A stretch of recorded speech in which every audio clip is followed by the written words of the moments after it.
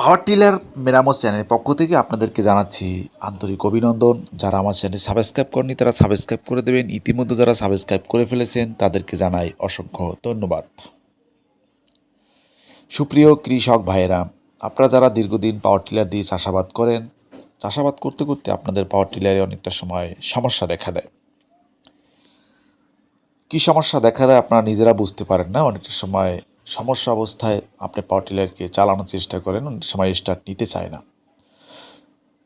আপনার জমি চাষ করা শুরু করছেন মাঝ পর্যায়ে অথবা কিছু সময় চাষ করার পরে যখন আপনার পাওয়ার টিলার নষ্ট হয়ে যায়, আপনি পড়ে যান এক বিভ্রান্তিতে।